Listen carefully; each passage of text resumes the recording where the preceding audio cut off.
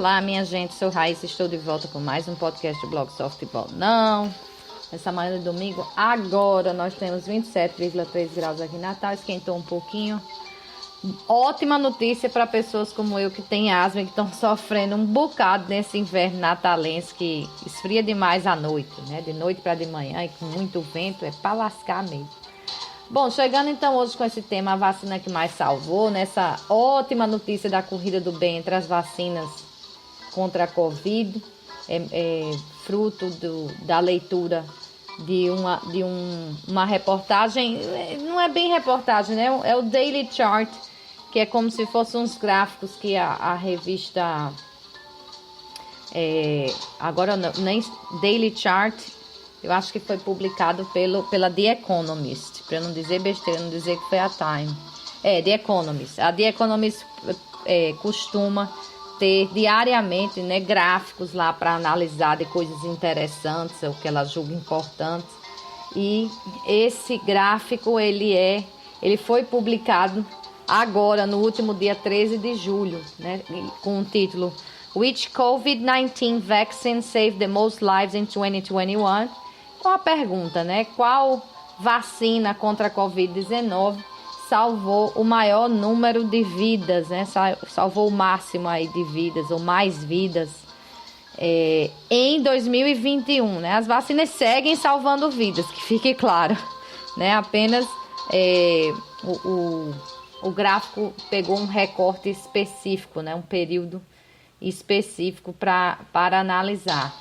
E segundo um estudo recente, e aí são vários estudos que foram misturados para chegar a esses números, em 2021, 20 milhões de vidas foram salvas pelas vacinas contra a Covid-19.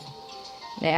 O gráfico lá se baseia muito em uma empresa de dados chamada Airfinity. Essa é uma empresa de dados sobre ciências da vida, né? E essa empresa analisou esses números com informações sobre quais vacinas eram mais amplamente utilizadas em cada país para estimar qual delas evitou mais mortes, né? Segundo essa empresa, mais da metade das vidas salvas no mundo em 2021, né, em relação à Covid, claro, podem ser atribuídas a apenas duas vacinas, né? Duas vacinas realmente estavam muito espalhadas no globo. E elas, segundo então ao ranking lá, esse gráfico da The Economist, elas dividem o primeiro lugar pelos critérios que ela tem, porque ela considera que há uma fase de estimativa e não seria justo dar o primeiro lugar a uma ou outra. Então coloca em empate em primeiro lugar a AstraZeneca Oxford, ou vamos chamar só de AstraZeneca, como a gente costuma. Quem tomou a primeira dose de Oxford sabe bem o que eu estou dizendo, é aquela que costuma separar a alma do corpo, né? As maiores reações são dela. Eu vivi primeira, segunda e agora a quarta dose com a AstraZeneca, né? Mas a quarta dose foi uma delícia, não senti nada, mas a primeira foi de lascar. Então, segundo os números aí desses estudos da Affinity e pelo gráfico também da The Economist, a AstraZeneca em 2021 salvou pouco mais aí de 6 milhões, quase 7 milhões de vidas no mundo. E empatada com ela, estatisticamente empatada com ela, está a Pfizer-BioNTech, ou como a gente chama aqui, só a Pfizer, que salvou quase 6 milhões de vidas em 2021. Em terceiro lugar, já que nós temos duas empatadas em primeiro, né? Aparecem, né, estatisticamente empatadas, mas em terceiro mesmo está a Sinovac, ou como a gente chama aqui no Brasil, Coronavac, que salvou entre 1,7 e 2,2 milhões de pessoas no mundo em 2021. Seguida de perto, e segundo o critério da The Economist, então empatada com ela, a vacina da Moderna, né, que salvou entre 1,5 milhão e 2 milhões de pessoas em 2021. Existem outras vacinas, por exemplo, existe a Janssen, nem sei outras mais que tem vários nomes que também salvaram, mas essas foram as que mais salvaram. Não estamos aqui dizendo que uma é mais eficiente que a outra, que a que caiu, que não apareceu no ranking não presta. Não, é apenas uma contagem levando em consideração as vacinas no mundo todo, né? Esses dados utilizados foram retirados principalmente de um estudo feito por epidemiologistas da Imperial College London, né, que acho que é a maior autoridade nessas estatísticas da Covid, inclusive para dizer quando um país estava em surto ou não, eram esses dados que eram utilizados. E esse estudo dessa Imperial College London, então, estimou o número de mortes evitadas no primeiro ano de vacinação, que ela considerou que esse primeiro ano começou em 8 de dezembro de 2020. Infelizmente, aqui no Brasil não começou nesta data, todo mundo já sabe a história e por quê, né? E se começou em janeiro, a gente também sabe por quê. Temos que agradecer aí, claro, que primeiro aos cientistas, mas quando se trata de vontade política, tem que se agradecer a Dória, né, o governador de São Paulo, que botou para frente quando a maior autoridade do país era e é contra vacinas. Foi o governador de São Paulo que empenhou lá o seu estado, o seu orçamento, sua palavra, a sua credibilidade para que a gente tivesse vacinas. E eu arrisco dizer que se não fosse o empenho dele, nós não teríamos vacina, porque o inepto que nos governa, né, ele só atua baseado em palanque, em palco, né? Então, se não der palanque e palco, ele não quer. Quando ficou com medo do outro ter um palanque maior do que ele foi atrás. Então, no mundo, começou em 8 de dezembro de 2020. Para nós, infelizmente, já começou já no fim de janeiro, né? Imagina aí, nesse intervalo, quantas vidas teriam sido salvas. Mas, voltando ao estudo, então, essas vidas salvas, elas foram distribuídas, então, entre as doses das mais variadas vacinas, né? Baseando-se na proporção de cada uma em cada país e também nas diferenças de eficácia para evitar mortes especificamente, já que o estudo era sobre mortes. Que os estudos, então, clínicos para aprovação das vacinas mostraram.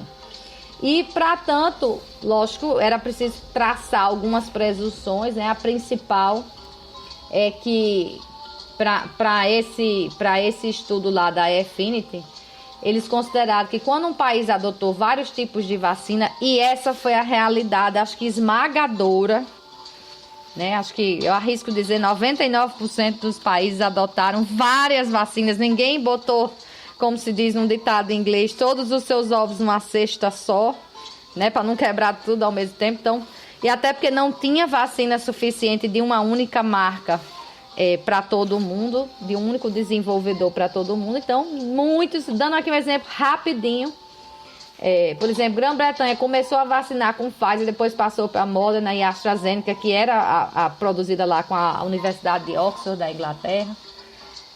O Brasil começou com Coronavac, já disse aqui por quê, né? Que era feita pelo Butantan, né? Em parceria com o Butantan e o apoio lá do governador Dória.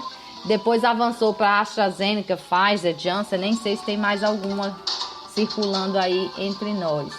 Então, esse estudo considerou que quando um país fez isso, e a maioria fez isso, para a análise que ele realizou, que essa empresa realizou, eles consideraram que todas essas vacinas começaram ao mesmo tempo.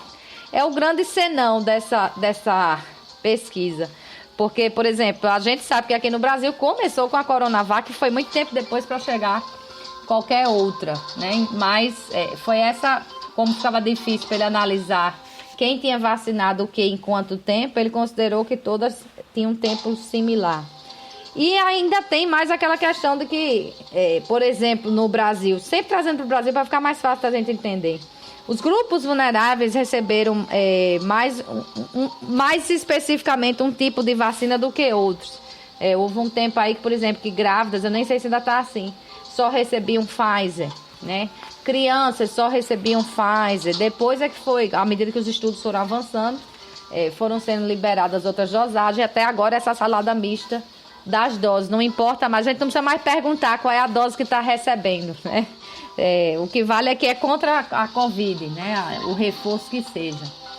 Então, o primeiro lugar de AstraZeneca e Pfizer não surpreende, porque elas aumentaram muito cedo suas produções, elas têm tanta confiança nos seus estudos e graças a Deus foi um estudo que avançou rápido, né? A dedicação do mundo serve de exemplo, nesse caso da Covid, da ciência do mundo, para que tudo avançasse muito rápido, né? Então, se antes a gente levava 10 anos para desenvolver uma vacina, em pouco mais de um ano a gente conseguiu desenvolver e colocar no mercado vacinas para a Covid.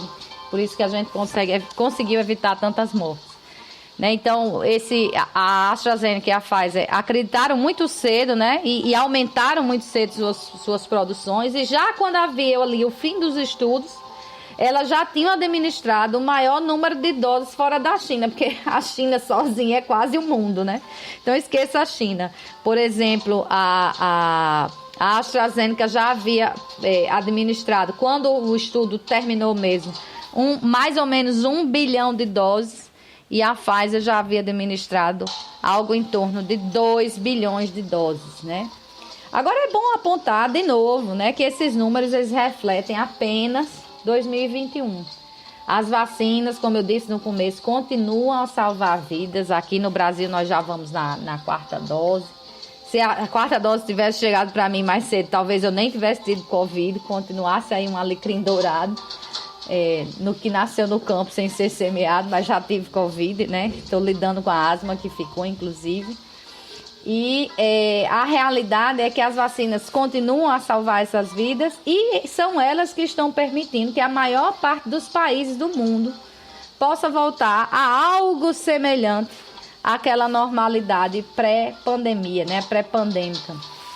Então, nessa corrida do desenvolvimento, como esses estudos mostram, pelo menos 20 milhões de pessoas e suas famílias, porque a desgraça é para a família inteira, foram salvas até agora. Então são esses 20 milhões de pessoas e suas famílias que são os grandes vencedores. A humanidade é a grande vencedora até o momento. Certamente teremos outros números em relação a 2022, né? Outros estudos surgirão.